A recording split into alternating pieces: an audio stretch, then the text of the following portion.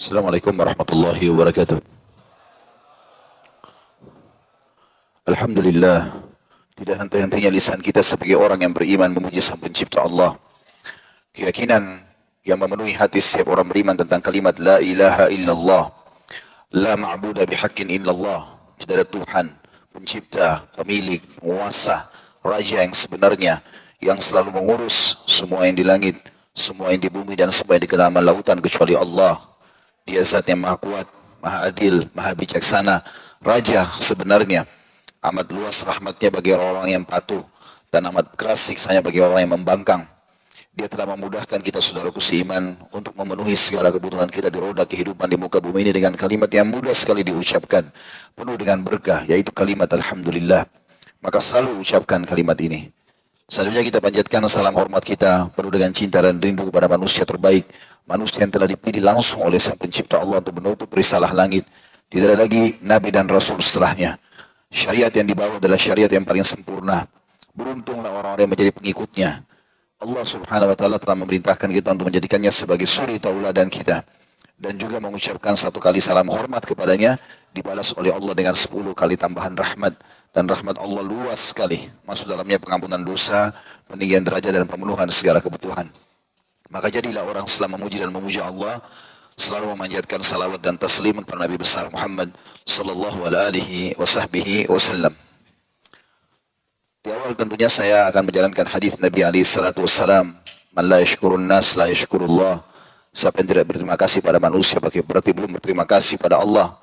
Maka saya mengucapkan jazakumullah khairan khususnya kepada Pak Farid selaku di Pelindo 4 dan seluruh jajaran staf. Tentu saya tidak bisa sebutkan satu persatu, seluruh pengurus masjid, semua panitia KHB Tabligh Akbar dan juga semua teman-teman muslimin dan muslimat di Kota Makassar yang sudah datang menghadiri acara ini. Saya mengajak agar mengikhlaskan niat kita, agar kita mendapatkan keutamaan majelis ilmu. Sering saya bahasakan ini, tidak usah lihat siapa yang menyampaikan, tapi apa yang disampaikan. Kalau itu benar, kalau Allah, kalau Rasul, Allah berfirman, Rasulullah SAW bersabda, maka terimalah. Karena memang kita ini membutuhkan ilmu, lebih kita butuhkan daripada air pada saat dahaga, makanan pada saat lapar, tempat tidur pada saat kita akan tidur. Karena memang ilmu akan memandu kita mana makanan, mana minuman, mana tempat tidur yang boleh kita nikmati dan mana yang tidak boleh. Kemudian kita akan bahas sebagaimana permintaan atau pembicaraan kami dengan Pak Farid untuk diadakan tabligh akbar sebulan sekali. Dan itu kemungkinan akan terjadi di hari Jumat seperti ini. Di hari Jumat ketiga setiap bulannya. Dan jadwal rutin saya sebenarnya ke Makassar untuk tabligh akbar itu 2 bulan sekali. Maka di bulan yang tidak tepat dengan tabligh akbar, maka akan ada tabligh akbar yang rutin 2 bulan, akan ada tabligh akbar di masjid ini insyaAllah. Dan kedepannya saya akan membedah kitab nantinya, akan kami beritakan kitab apa yang dibedah, supaya setiap bulannya kita akan continue membahas kitab itu. Tapi malam ini dengan izin Allah Subhanahu wa taala, kemarin itu saya ditanya oleh Aksan Guru tentang masalah temanya, terlintas di benak saya untuk membahas masalah penyebab siksa kubur. Dan itu ada alasan teman-teman sekalian, bukan begitu saja saya memilihnya. Sempat beberapa hari yang lalu saya membahas kitab At-Tadhkirah. Itu kitab ditulis oleh Imam Qurtubi. Beliau ulama meninggal di tahun 700-an Hijriah. Sekitar 700 tahun yang lalu. Di Spanyol. Dan beliau punya buku banyak sekali, diantaranya tafsir. Dan beliau menyinggung di situ tentang beberapa poin berhubungan dengan masalah siksa kubur. Dan bagaimana memang dalil-dalil yang membuktikan masalah itu sangat jelas. Serta memang ini yang paling cepat mengingatkan orang agar jangan terus-menerus lalai dalam kemaksiatan selama di dunia. Kita akan mulai membuka ini teman-teman sekalian dengan renungan dulu. Coba jadikan program ini. Kalau bisa setiap hari bagus, kalau nggak bisa sepekan sekali. Kalau nggak bisa sebulan sekali paling tidak. Jangan lebih dari sebulan. Lewat di kuburan di sekitar rumah kita, berhenti sejenak. Lihat batu nisan dan tanah itu. Renungi baik-baik. Dan fikirkan, di dalam kuburan itu ada orang seperti kita. Dan seluruh kuburan di situ adalah sama dengan kita. Mereka juga dulu punya angan-angan. Mereka punya 2 mata, punya 2 kuping, punya seperti kita, lahir bayi, anak-anak, remaja, kemudian angan-angannya menikah, punya anak, kemudian nanti kalau anaknya besar dia harap bisa melihat menikah, kemudian sampai dia tua meninggal dunia. Beruntunglah orang-orang yang masuk dalam kuburan itu karena dalam keadaan beriman, dan rugilah orang-orang yang fasik ataupun orang kafir. Kalau kita lihat itu adalah batu nisan dan tanah, ketahuilah kita telah diberitahukan sebagai seorang muslim bocorannya. Di sana ada sebuah alam namanya alam barzah. ada kehidupan. Dan kita bersyukur, karena sebagai seorang muslim, kita nggak perlu lagi bimbang. Dari mana asal kita? Allah ceritakan dalam surah Al-Baqarah dari Adam alaihissalam dan diciptakan dari tulang rusuknya istrinya Hawa alaihissalam. Prosesi sujudnya malaikat, prosesi turunnya dari surga di muka bumi. Tugasnya di muka bumi sampai ajalnya datang, alaihissalam. Datanglah anak keturunannya sampai manusia terakhir nanti di hari kiamat, atau menjelang hari kiamat akan lahir semuanya. Lalu ada perintah-perintah dan larangan Allah semasa itu. Allah menceritakan semuanya tugas-tugas kita syariat yang harus kita jalankan. Kemudian Allah menceritakan juga di dalam syariat tersebut prosesi yang agung dari berpisahnya kita dari dunia ini menuju ke akhirat, yaitu yang kita kenal dengan kematian. Dan hampir setiap hari kita bisa saksikan kematian-kematian tersebut dari orang-orang yang mungkin lebih tampan, lebih cantik, lebih gagah, lebih kaya, lebih pintar, lebih tinggi jabatannya, lebih segala macam dari kita. Dan ada juga tentunya orang yang jauh kekurangannya dibandingkan kita. Mereka telah mendahului kita semuanya. Kemudian diperintahkan juga kepada kita tentang masalah adanya kuburan, alam barzah, taman dari taman surga, lubang dari lubang neraka, sebagaimana akan kita jelaskan dalil-dalilnya nanti insyaAllah. Kemudian ada prosesi kebangkitan, dihisablah semua amal-amal kita dan kemudian ada surga dan neraka. Satu paket dari awal manusia diciptakan sampai akhir tempat tinggal kita yang abadi. Surga bagi orang beriman atau neraka bagi orang yang membangkang. Maka ini sebuah berita gembira bagi kita karena kita punya bocorannya. Dan salah satu yang akan kita bahas malam ini adalah masalah kubur itu sendiri. Karena Utsman bin Affan radhiyallahu anhu berkata pada saat berdiri di atas kuburan, beliau mengatakan, inilah awal perjalanan menuju ke akhirat. Siapa yang selamat di sini, dia akan selamat di sana. Dan siapa yang celaka di sini, maka celakalah di sana. Maksudnya di akhirat nanti menuju ke neraka. Dalil tentang masalah adanya kematian dan adanya kehidupan lagi ini cukup banyak. Saya mulai dengan rasional dulu. Teman-teman saya yakin pernah mimpi. Kita semua pernah mimpi ya. Bukankah dalam mimpi itu teman-teman sekalian kita bisa merasakan kenikmatan. Misalnya kita makan, misalnya kita biologis orang mimpi junub, misalnya orang naik kendaraan, misalnya lihat pemandangan yang indah. Dan dia pada saat dibangunkan oleh seseorang, maka dia merasa terganggu. Dia berharap bisa kembali ke mimpi itu. Padahal itu di atas ranjangnya, tapi dia seperti naik pesawat, seperti naik kuda, seperti naik gunung, seperti makan, seperti minum. Dan itu nyata. Orang setelah bangun pun bisa merasakan. Begitu juga dengan sebaliknya. Mungkin dia mimpi buruk. Kita pernah rasakan mimpi buruk. Jatuh dari jurang, digigit binatang, berantem sama orang, dibunuh orang, segala macam hal. Yang pada saat kita dibangunkan, kita berterima kasih pada orang yang membangunkan itu. Ternyata saya cuma mimpi. Syekh Abu Bakar Jazair rahimahullah menitibatkan bahwasanya mimpi salah satu bukti rasional tentang adanya alam barzah ataupun alam ghaib. Karena ternyata ada hal-hal yang memang kita tidak sedang interaksi secara langsung, tapi kita bisa interaksi di alam yang berbeda. Dan itu nyata, semua orang mengalami mimpi-mimpi tersebut. Ini contoh rasional. Dan bagi orang-orang yang memungkiri tentang adanya kehidupan akhirat, dibantah tentu oleh para ulama tentang masalah itu, termasuk adanya kehidupan kuburan. Kita akan kuatkan dengan dalil-dalil terlebih dahulu. Dalil apa saja yang membuktikan adanya kehidupan kuburan, baik menjadi taman dari taman surga bagi orang beriman atau lubang dari lubang neraka. Bermula ayat yang paling disepakati oleh para ulama tentang adanya siksa kubur dan nikmatnya adalah surah Ghafir. Surah nomor 40 ayat 46 yang Allah berfirman tentang Fir'aun. A'udzu billahi minasyaitonir rajim. An-naru yu'raduna 'alaiha ghuduwan wa 'ashiyya wa yawma taqumus sa'atu adkhilu ala fir'auna asyaddal 'adzab. Kepada mereka ditampakkan api neraka pada pagi dan petang, maksudnya Fir'aun dan keluarganya yang kufur kepada Allah. Dan pada hari terjadinya kiamat nanti, atau dia akan dilihatkan neraka pada pagi dan petang pada saat terjadi kiamat. Dan dikatakan kepada para malaikat, mereka akan diperlihatkan api di pagi dan petang hari di kuburan. Dan pada hari kiamat, malaikat akan berkata kepada Fir'aun dan para pengikutnya yang kufur, rasakanlah azab yang keras, atau yang masuk dalam api neraka. Kata Ibnu Katsir rahimahullah, ayat ini merupakan landasan pokok yang besar bagi ahli sunnah di dalam pendalilan atas adanya adab kubur di alam barzah, yaitu firman Allah Subhanahu wa taala, api ditampakkan kepada mereka Firaun dan kaumnya yang kufur pada pagi dan petang hari. Tafsir Ibnu Katsir di jilid 4 halaman 70 tentunya. Juga Asy-Syaukani mengatakan jumhur ulama berpendapat bahwa maksud ditampakkan api pada pagi dan petang hari adalah di alam barzah. Diambil dari tafsir Fathul Qadir di jilid 4 halaman 613.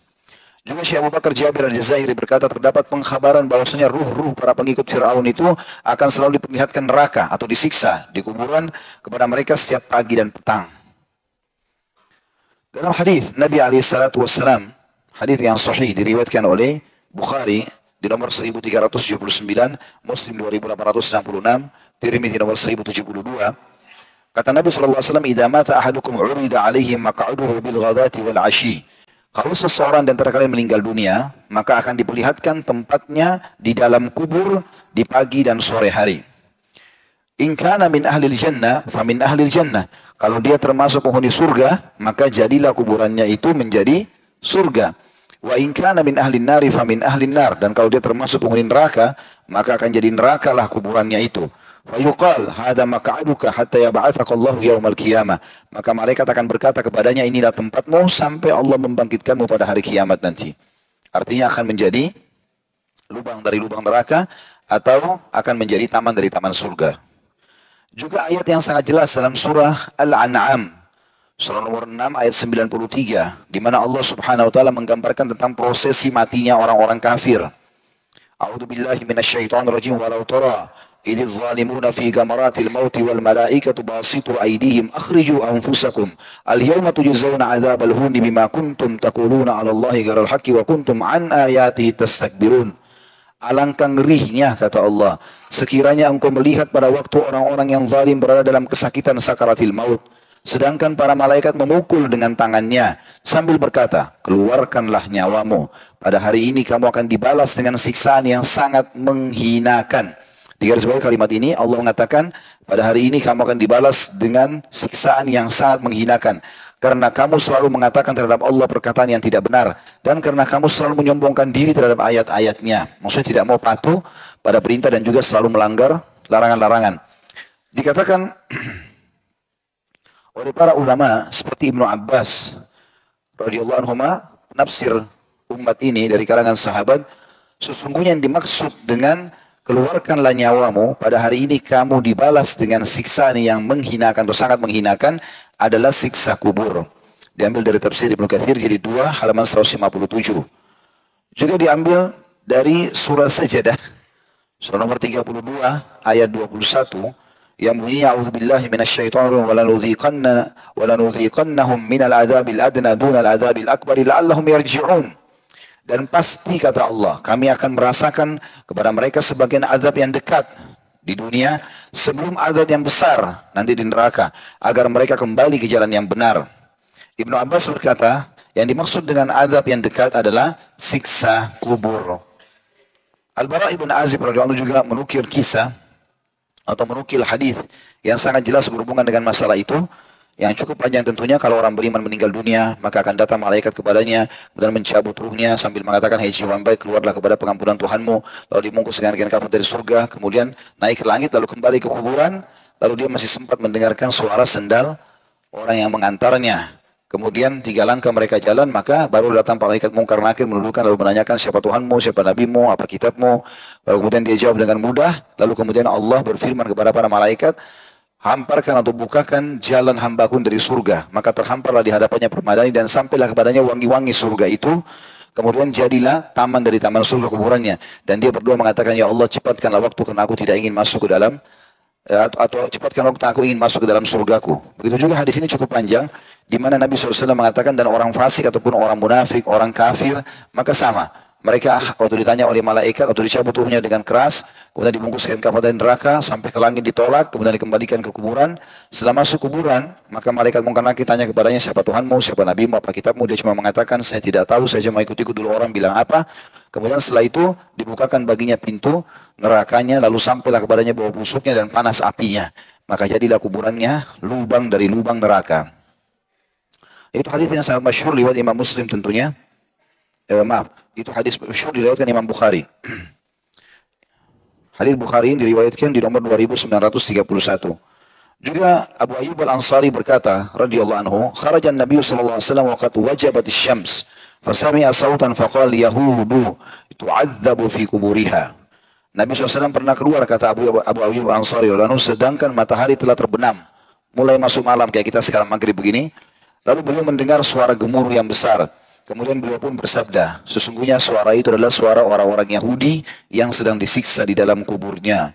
Hadis ini hadis sahih riwayat Bukhari nomor 1375. Juga Ummu Mubasyirah radhiyallahu anha berkata, Rasulullah SAW pernah datang kepadaku. Saya langsung terjemahkan karena hadisnya lafadznya panjang. Rasulullah SAW datang kepadaku dan aku sedang berada di salah satu kebun Bani Najjar yang dalamnya ada kuburan. Di antara penghuni kuburan tersebut adalah mereka yang mati di masa jahiliyah. Lalu Rasulullah SAW mendengar mereka sedang disiksa. Setelah itu Rasulullah SAW keluar dan berkata, berlindunglah kalian dari siksa kubur. Ummu Mubashirah radhiyallahu anha berkata, wahai Rasulullah, apakah mereka disiksa di kubur mereka? Kata Nabi SAW, benar, siksa yang hanya didengar oleh hewan-hewan. Hadis ini riwayat Ibn Hibban nomor 3125. Dan dalam hadis yang lain, kata Nabi SAW, seandainya aku tidak khawatir kalian tidak saling menguburkan, niscaya aku akan berdoa kepada Allah agar dia memperdengarkan kalian sebagian dari siksa kubur yang aku dengar. Hadis riwayat Muslim nomor 2868. Juga teman-teman sekalian, hadis Abu Hurairah radhiyallahu anhu dengan sanad yang sahih, pernah berjalan bersama Nabi alaihi salatu wassalam, kemudian terlihatlah beberapa kuburan. Lalu Nabi alaihi salatu wassalam berkata, penghuni kuburan ini sedang disiksa. Dua penghuni kuburan sedang disiksa. Yang satu kena tidak cebok pada saat kencing, dan yang satu suka menyebarkan adu domba. Kemudian Nabi SAW mengambil pelapa kurma yang basah, lalu menancapkan di tempat itu, kemudian mengatakan, semoga saja ini meringankan mereka selama belum kering. Tapi ini mukjizat Nabi alaihi salatu wassalam. Dan sekian banyak tentunya dalil yang berhubungan dengan masalah itu. Karena bahasanya cukup panjang, maka saya akan ringkaskan poin-poinnya. Kita masuk lebih dalam teman-teman sekalian, setelah dalil tentang adanya memang siksa kubur dalam Al-Quran dan Sunnah Nabi alaihi salatu wassalam, maka kita akan masuk ke penyebab-penyebab siksa kubur itu. Yang pertama memang tentunya yang sudah ma'ruf adalah tidak beriman kepada Allah. Kafir, munafik, termasuk dalamnya orang yang murtad. Maksudnya adalah orang yang murtad. Dan hadisnya masyhur yang sudah kita sebutkan tadi, hadis riwayat Bukhari Muslim, bahwasanya kalau orang kafir, orang munafik, pada saat mereka masuk ke kuburan, maka mereka akan ditanya, bagaimana pendapatmu tentang laki-laki ini? Maksudnya tentang Nabi Muhammad SAW. Maka dia mengatakan, saya tidak tahu, saya cuma dengar orang dulu bilang apa. Maka dikatakan, kau tidak tahu dan kau tidak mau tahu.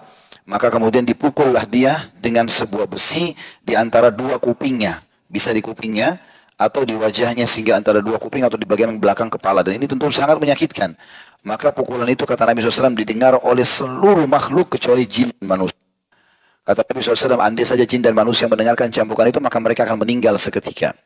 Ya, karena beratnya pukulan tersebut. Itu juga dengan orang murtad, teman-teman sekalian.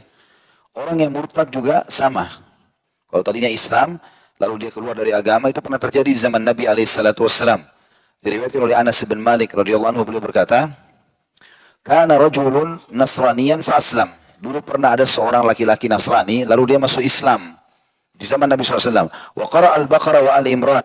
Lalu dia membaca surah Al-Baqarah dan Al-Imran di hadapan Nabi SAW. Fa kana yaktubu lin Nabi SAW, dan dia menjadi penulis wahyu orang ini.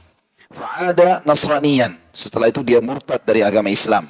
Fa kana yaqul, dan dia menyebarkan isu, ma yadri Muhammadun illa ma katabtu lahu. Tidak tahu kecuali apa yang aku tulis untuk dia. Jadi maksudnya itu semua dusta saja, gitu kan.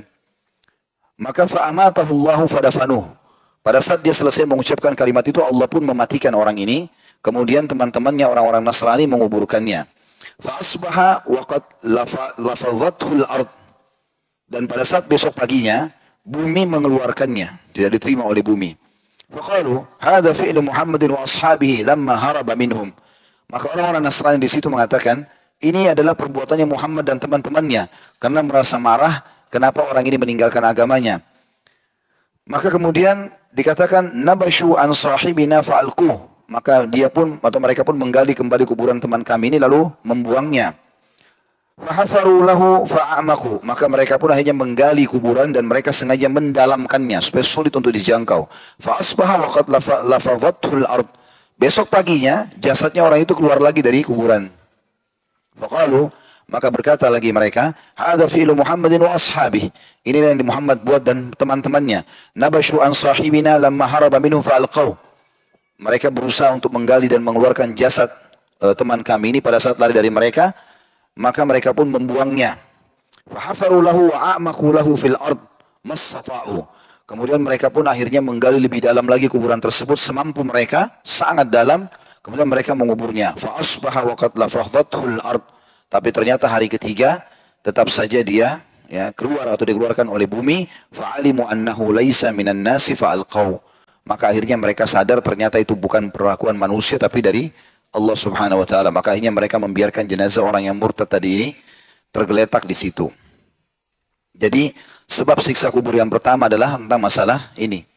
Oleh karena itu teman-teman sekalian kita harus perhatikan baik-baik. Walaupun kita sudah muslim, harus hati-hati. Jangan sampai terlintas dalam hidup kita hal-hal yang membatalkan syahadat kita. Makanya Ibnu Taimiyah rahimahullah, kadang-kadang beliau mengucapkan syahadat tiba-tiba, lalu muridnya tanya, kenapa anda buat itu? Beliau bilang, saya khawatir jangan sampai ada detik-detik hidup saya, yang saya lakukan kekufuran, saya tidak sadar lalu saya mati. Maka saya masuklah ke dalam neraka. Makanya kita ada pengulangan syahadat pada saat azan. Sehari kita sholat 5 waktu. Selalu muadzin bilang, asyhadu an la ilaha illallah wa asyhadu anna Muhammadar Rasulullah. Lalu kita yang dengar disuruh apa? Ikuti. Kan gitu. Berarti kita 5 kali ulangi syahadat kita sehari dari azan saja. Belum tasyahud. Asyhadu an la ilaha illallah wa asyhadu anna Muhammadar Rasulullah tasyahud. Kalau kita hitung tasyahud kita itu, sholat wajib, sholat sunnah, banyak sekali. Bisa puluhan kali. Belum tahajudnya, belum duhanya, belum sholat qabliyah, sholat ba'diyah, sholat wajib, banyak. Sholat wudu, sholat taubat, dan seterusnya. Maka syahadat ini memang sering diulangi. Karena memang dikhawatirkan seseorang bisa kufur. Ya, kita tidak tahu. Dan ini harus hati-hati teman-teman sekalian. Khusus masalah orang yang murtad, tidak usah dipedulikan. Kalau orang murtad, justru dia harus diberikan peringatan tegas. Kalau dia tidak mau, kalau ada pemerintah Islam, hukumnya dipenggal sebenarnya. Tapi kalau tidak menerima Islam, kita serahkan kepada pemerintah kita. Gitu kan? Mau dipenjara atau mau dibebaskan, itu urusan mereka, nanti tanggung jawab hari kiamat. Tapi dalam Islam tidak bisa main-main, karena menolak kebenaran. Gitu. Kemudian yang kedua teman-teman, ada hal yang sederhana, tetapi ini besar sekali. Yaitu tidak cebok pada saat kencing. Ini penyebab kedua. Walaupun ini bisa saya jadikan penyebab yang kesekian, tetapi memang saya sengaja angkat ini karena sesuatu yang dianggap remeh oleh orang. Cebok ini pada saat kencing, itu adalah bagian daripada syariat kita. Sunnah Nabi SAW, laki-laki dan perempuan duduk atau jongkok pada saat kencing. Jadi tidak berdiri. Karena tujuannya supaya tidak kepercik sana sini. Kapan kepercik ke pakaian kita, najis, walaupun kita sudah wudu tetap tidak sah sholatnya. Apalagi kalau orang dasarnya tidak cebok. Mungkin teman-teman yang pernah datang ke negara-negara non-muslim, tahu kalau mereka tidak peduli dengan cebok ini. Saya berapa kali datangi negara-negara non-muslim, cukup banyak, bukan 1-2 negara. Berulang-ulang kami datangi dengan undangan yang ada di sana dari kaum muslimin. Sulit sekali. Karena semua WC-nya tidak pakai air. Kecuali untuk nyiram saja. Jadi untuk cebok tidak ada. Gitu kan? Harus menggunakan tisu. Saya tidak bisa membayangkan orang, maaf kalau buang air besar, kemudian hanya menggunakan tisu. Bagaimana dia bisa menganggap dirinya bisa bersih dan suci. Dan ini sumber penyakit. Belum lagi nanti suami istri akan biologis setelah melakukan perbuatan tersebut. Itu sangat kotor. Gitu kan? Karena semua yang keluar, itu juga penelitian medis, yang keluar dari 2 lubang ini, buang dari kemaluan, kalau air seni, dan juga tinja dari dubur, dari bagian belakang, ini adalah ampas dan kotoran tubuh. Itu penyakit semua, makanya baunya nggak sedap. Gitu kan? Dan memang itu dengan kuasa Allah SWT disuruh keluarkan. Dan ini ternyata memang dalam syariat kita justru diancam dengan sangat tegas. Sebagaimana hadis yang masyhur tadi sudah saya sebutkan, bahwasanya Nabi SAW bersabda, waktu melewati 2 kuburan dan beliau mengatakan sesungguhnya, tentu riwayat lengkapnya begini, bahwasanya dari Ali Ibnu Abbas, lalu beliau berkata, Rasulullah SAW melewati 1 kebun dari beberapa kebun Mekah atau Madinah, lalu beliau mendengar suara 2 orang yang sedang diazab dalam kubur. Lalu beliau bersabda, sesungguhnya keduanya sedang disiksa dan tidaklah keduanya disiksa karena perkara yang besar dalam pandangan keduanya. Tetapi ketahuilah, itu adalah perbuatan dosa besar. Yang pertama diazab lantaran tidak bersih dari buang air kecil. Kalau cebok saja tidak maksimal, sudah cukup datangkan azab kubur, bagaimana orang yang tidak cebok? Kata ulama, kalau kencing saja sudah begini ancamannya, bagaimana kalau buang air besar? Allah SWT datangkan yang lebih ringan, supaya kita faham yang lebih besar daripada itu akan lebih berat hukumannya. Dan yang lain karena namimah atau suka adu domba, nanti kita jelaskan itu. Kemudian beliau menyuruh mengambil pelepah kurma yang basah dan membelahnya menjadi 2 bagian, kemudian menancapkannya di atas masing-masing kuburan tersebut. Para sahabat pun bertanya, wahai Rasulullah, mengapa anda melakukan itu? Kata Nabi SAW, semoga keduanya diringankan dari adab setelah atau selama kedua pelepah kurma ini masih basah. Dan ini diriwayatkan Bukhari nomor 216, 218, 1361, Imam Muslim sebutkan di 292, dan banyak sekali riwayat. Tirmidzi meriwayatkan, Abu Daud, An-Nasai, Ahmad, Ibnu Majah, Al-Baihaqi, Ibnu Khuzaimah, Ad-Darimi semua menyebutkan riwayat ini. Berarti menandakan memang kencing ini penyebab siksa kubur. Ada hadis juga yang lebih ringkas daripada tadi, adalah kata Nabi SAW, aktsaru adzabil qabri minal baul. Ketahuilah kebanyakan siksa kubur itu disebabkan oleh air kencing. Dan hadis ini diriwayatkan Ahmad, Al-Baihaqi, Al-Hakim, Darul-Qutni, Ibnu Abi Syaibah, dan hadis ini dinilai sahih.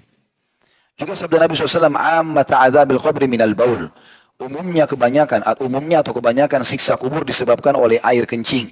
Maka dari itu bersihkanlah diri dari air kencing itu. Hadis riwayat Al-Hakim, Tabarani, dan juga Al-Bazzar, Darul Qutni, dan semua menilai hadis ini adalah hadis yang sahih. Ya, berarti teman-teman harus peduli dengan masalah ini. Berarti menandakan Islam peduli dengan masalah kebersihan. Sehingga kita tidak boleh menganggap remeh poin-poin seperti ini. Dan saya berharap teman-teman yang punya masjid, maka kalaupun harus ada tempat kencing bagi laki-laki yang berdiri, bisa dipasangkan seperti fiber ya. Saya lihat masih bagus pakai fiber, sehingga kalau orang kencing berdiri pun tidak percik ke celananya. Ini satu program yang sangat bagus, menarik. Jadi kan daripada memang dibiarkan akhirnya terpercik sana sini. Juga sama dengan pencetan yang ada air ya. Karena biasa kalau yang otomatis, kita nanti pergi baru dia keluar airnya. Maka kita tidak bisa cebok kita secara otomatis. Ya, ini kan masalah sepele, tapi sebenarnya harus diingatkan. Karena jangan cuma kena modern. Akhirnya banyak orang tidak bisa melakukan ceboknya, dan ini najis, ini jadi dosa. Ya. Saya sarankan teman-teman, dan ini terjadi juga di Jakarta. Mungkin di Makassar saya belum tahu secara umum masalah mallnya, tapi banyak mall di Jakarta, kamar mandinya ikuti tradisi orang non-muslim ini. Sehingga kita masuk nggak ada air, kecuali hanya untuk menyiram saja. Maka ini saya sarankan teman-teman untuk hati-hati dan membawa air mineral, supaya kita bisa gunakan untuk membersihkan diri.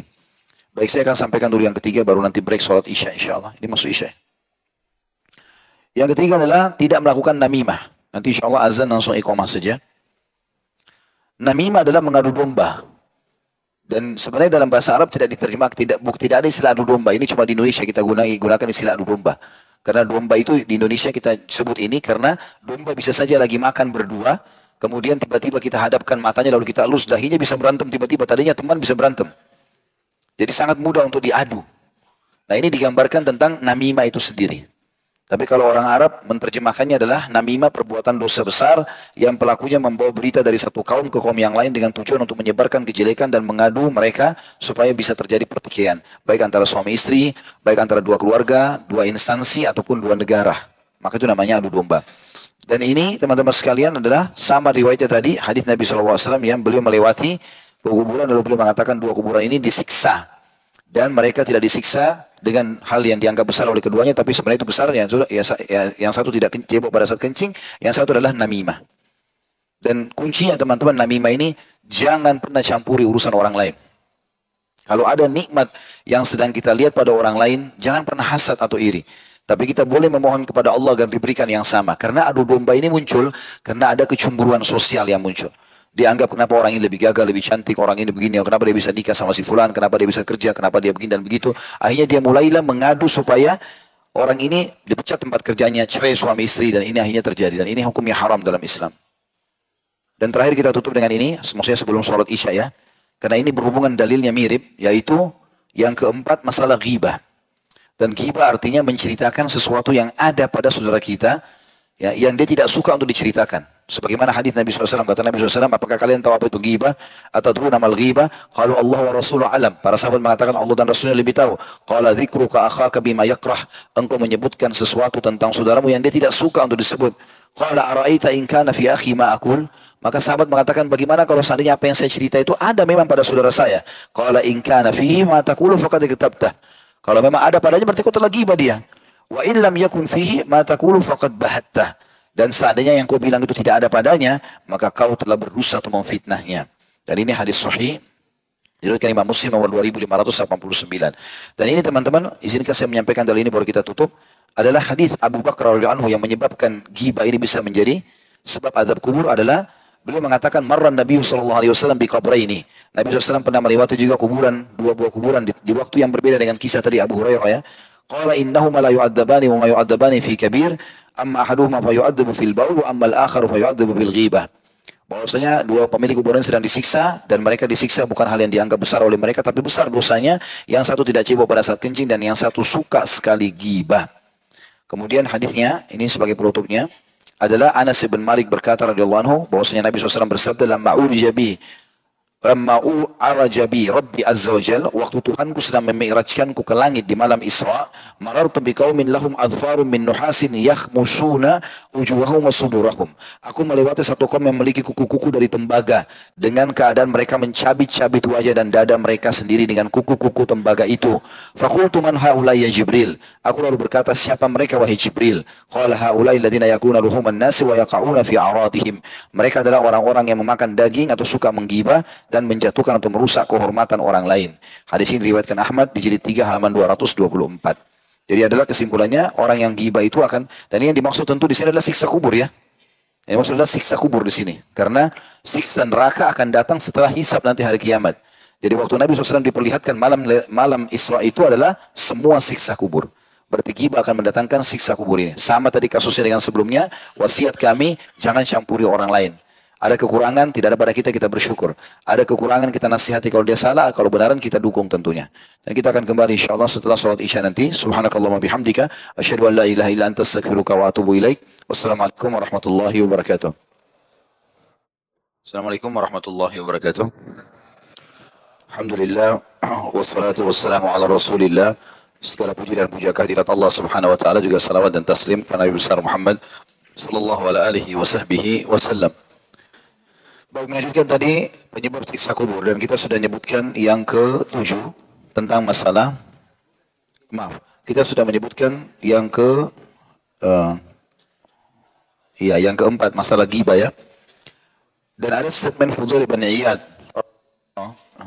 Fudail bin Iyad berkata, demi Allah tidak halal bagimu untuk menyakiti anjing dan babi tanpa alasan yang benar. Jadi anjing sama babi saja haram dimakan, tidak boleh disakiti tanpa sebab. Tetapi mengapa engkau menyakiti seorang muslim? Maksudnya kamu menggibahnya. Jadi kalau kita lihat aib pada diri seseorang muslim, tugas kita adalah nasihati dia supaya aib itu dia tutupin atau dia perbaiki kesalahannya. Setelah itu pun kita harus menutupi aib itu. Kami pernah adakan tablik akbar di Al-Markas di Makassar ini. Judulnya itu Tabayun dan Tasattur, cross check dan tutupi ya. Jadi kalau kita ada hubungannya sama perkara itu, kita cross check, kita luruskan, kita dukung kalau kebenaran, lalu kemudian kita menutupi aib tersebut, bukan malah kita sebarluaskan. Kemudian yang kelima adalah menyakiti secara umum kaum muslimin atau manusia dengan lisan. Ini juga menjadi penyebab daripada datangnya siksa kubur.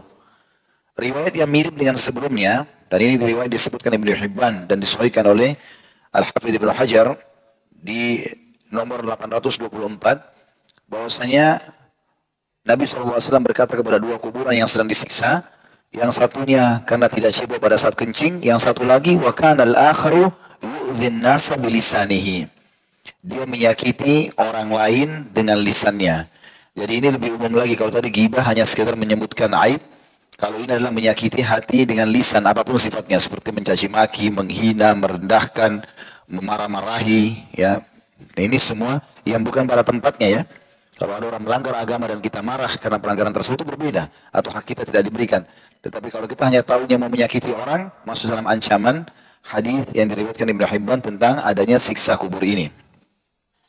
Kemudian selanjutnya, yang keenam adalah tidak mengamalkan isi Al-Quran. Dan itu disebutkan secara khusus. Tentu semua maksiat ini sebenarnya bisa menjadi penyebab siksa kubur ya. Tetapi yang kita coba datangkan yang ada dalil secara khusus mengatakan akan menjadi penyebab siksa kuburnya. Gitu. Ini disebutkan di dalam hadis tentang Isra Mi'raj tadi.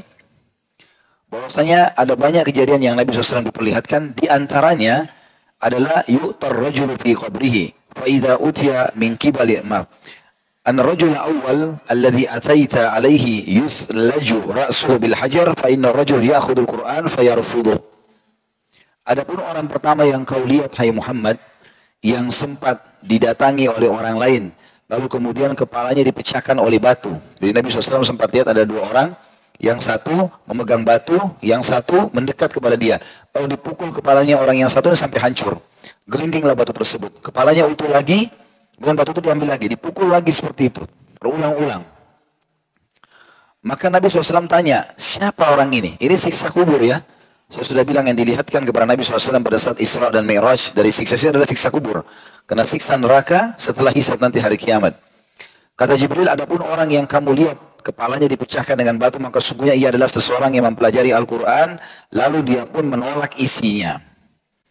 Riwayat lain dikatakan, dan orang yang engkau lihat dengan kepalanya dipecahkan dalam kuburan, maka dia adalah seseorang yang mana Allah telah mengajarkan kepadanya Al-Quran, lalu di malam harinya dia meninggalkannya dengan tidur, dan di siang hari pun dia tidak mengamalkan. Siksaan yang ditimpakan kepadanya akan terus berlanjut sampai hari kiamat. Hadis ini hadis sahih riwayat Bukhari nomor 1386, dan potongan akhir hadis Nabi SAW yang mengatakan dia akan disiksa dengan cara itu, terus dihantamkan kepalanya dengan batu, hancur, diutuhkan lagi, dipukul lagi, itu sampai mereka menandakan dia adalah siksa di kubur. Karena siksa neraka nanti setelah terjadi akhirat tentunya. Kemudian yang ketujuh adalah sholat tanpa wudu. Ini punya dalil secara khusus, disebutkan di dalam sebuah hadis Nabi SAW. Dan hadis ini diriwayatkan oleh Ibnu Hayyan dari Abdullah bin Mas'ud dan disebutkan dalam Sahih At-Targhib wa Tarhib nomor 2234 oleh Syekh Albani dan disahihkan oleh beliau, yang bunyinya bahwasanya Nabi SAW bersabda, saya langsung baca terjemahnya saja, akan diperintahkan terhadap seorang hamba dari hamba-hamba Allah untuk dicambuk dalam kuburnya dengan 100 kali cambukan. Hamba tersebut terus meminta dan berdoa agar diringankan hukumannya yang dia terima, sehingga hukumannya menjadi 1 kali cambukan saja. Kemudian kuburnya pun dipenuhi dengan api, lalu dia diangkat ke atas dan dia pun berkata, atas sebab apa kalian mencambukku? Maksudnya orang yang disiksa ini di kuburan bertanya kepada para malaikat, kenapa kalian menyiksaku? Maka malaikat itu menjawab, sesungguhnya engkau telah melakukan sholat tanpa bersuci. Dan sisi lain, engkau pun telah berjalan melewati orang yang sedang dizalimi, tapi engkau tidak memberikan pertolongan kepadanya. Jadi riwayat ini, riwayat yang sahih ini menjelaskan kepada kita bahwasanya orang kalau sholat tidak wudu, masuk dalamnya tidak menyempurnakan wudunya.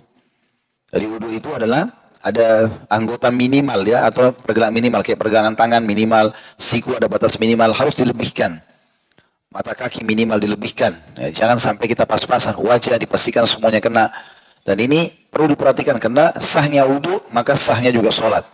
Bahkan kalau wudu itu tidak sah karena hanya sekedar jadi saja, maka sholatnya tidak sah dan menjadi penyebab siksa kubur.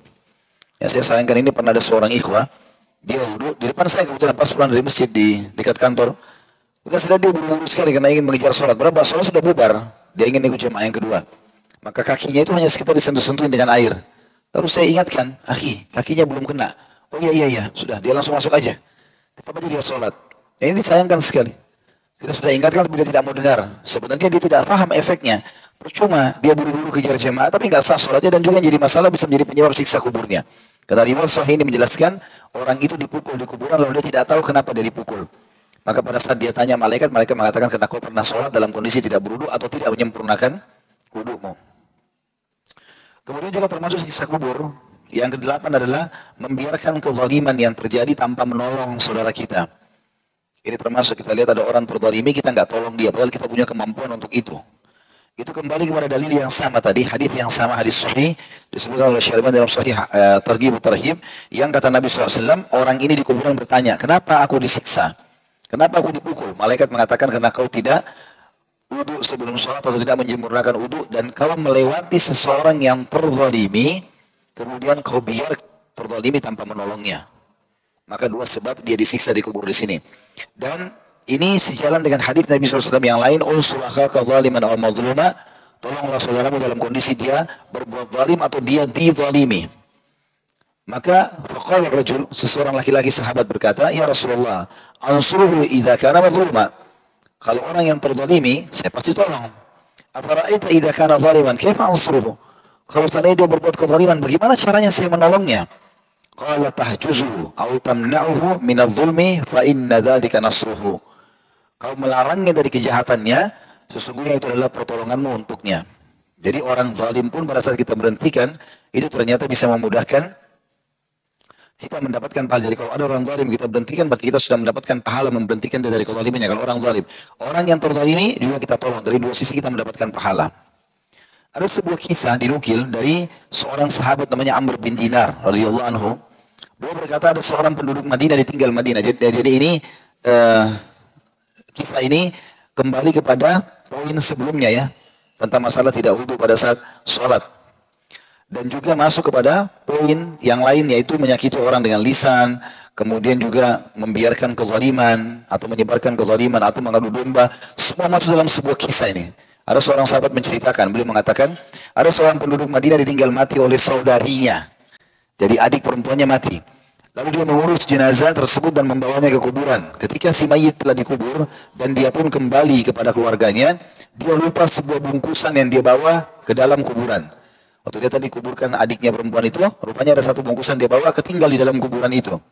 Lalu dia meminta tolong kepada temannya untuk datang ke kuburan. Akhirnya mereka berdua menggali kembali kuburan adiknya tadi yang perempuan itu dan mendapatkan bungkusan yang dia cari. Dia berkata kepada temannya, berpalinglah sehingga aku dapat melihat aku dapat melihat sedang apa saudariku. Jadi kalau terjadi apa-apa supaya kau jangan lihat, aku saja yang lihat. Waktu temannya sudah bantu gali, temannya menghadap ke sisi lain, maka dia pun memindahkan batu-batu menutup jenazah adiknya. Lalu dia pun mengangkat kayu penghalang yang ada di atas lahat dan tiba-tiba saja dia mendapatkan api yang menyala-nyala di dalamnya. Setelah itu dia langsung saja meratakan kuburan tersebut dan kembali kepada ibunya.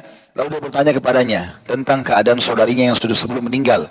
Sang ibu pun menjawab, dia pernah mengakhirkan sholat sehingga keluar waktunya. Dan aku kira pada waktu itu dia melakukan sholat tanpa berwudu. Dia juga sering sekali mendatangi pintu-pintu tetangga jika mereka sedang tidur. Lalu dia menempelkan telinganya di pintu rumah tersebut dan menyebarkan pembicaraan yang dilakukan oleh pemilik rumah tadi. Jadi termasuk sebab kubur yang selanjutnya. Yang ke-8 tadi membiarkan kezaliman. Yang ke-9, meninggalkan sholat secara umum, terutama sholat 5 waktu. Ini sebenarnya mirip dengan sholat tanpa wudhu, tetapi ini secara umum meninggalkan sholat. Walaupun wudhunya benar, tapi dia tidak pernah mau sholat, terutama yang wajib, maka ini kena ancaman. Kembali kepada hadis Nabi SAW, hadis Sahih riwayat Bukhari nomor 1143, kata Nabi SAW waktu bertanya kepada Jibril tentang seseorang yang kepalanya dihancurkan oleh batu. Dalam riwayat lain dikatakan, Amar rajul awal ladhi ataita alaihi yuslaju ra'suhu bil hajar. Kalau orang yang kau lihat tadinya dihancurkan kepalanya dengan batu, fa innar rajul ya'khudul Qur'an fayarfudhu. Karena dia mengambil Al-Qur'an, dia mengambil lalu dia menolaknya, atau dia pelajari lalu dia menolaknya. Wa yanamu 'anis salatil maktubah. Dan dia tidur sengaja tidak mau sholat. Dia sengaja meninggalkan sholat 5 waktu. Ibnu Arabi berkata, siksaan tersebut ditimpakan kepada orang yang tidur meninggalkan sholat wajib, sebagaimana tidur ada di kepalanya. Maksudnya akan datang langsung siksaan tersebut seketika kepada dia pada saat dia sedang tidur. Atau pada saat dia meninggalkan sholat itu, bisa seketika Allah matikan, lalu kemudian datanglah padanya pada saat masuk kuburan siksa tadi. Kemudian selanjutnya, yang ke-10, yang ke-9 ini meninggalkan sholat masuk dalamnya. Yang ke-9 juga masih masuk meninggalkan puasa, meninggalkan zakat, ya, meninggalkan ibadah-ibadah yang wajib, semua masuk dalam masalah itu.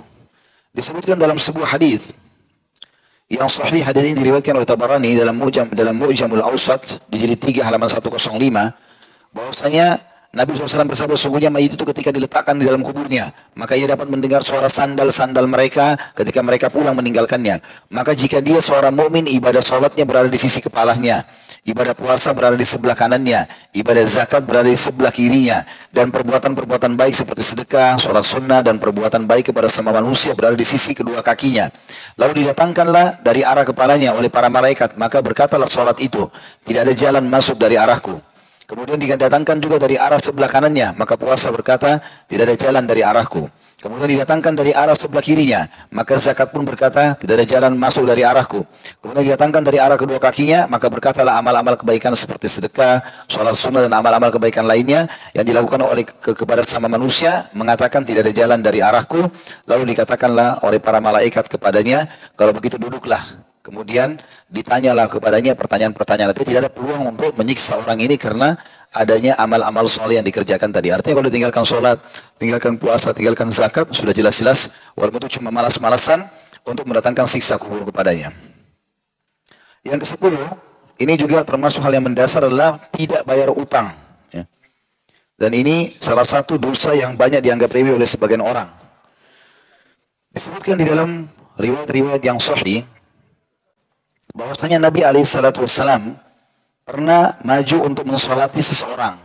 Jabir bin Abdullah radhiyallahu anhu meriwayatkan bahwasanya ada seorang laki-laki meninggal dunia, maka kami memandikan, mengkafani dan membalurnya dengan wangian. Kemudian kami membawanya ke Rasulullah SAW agar kami mensolatkannya.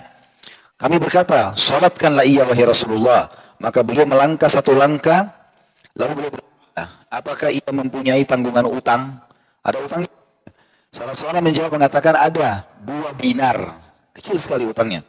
Maka beliau lalu mengatakan, saya tidak akan, maksudnya Nabi SAW menolak untuk mensalatinya. Lalu itu ditanggung oleh Abu Qatadah. Utangnya ditanggung oleh Abu Qatadah radhiyallahu anhu.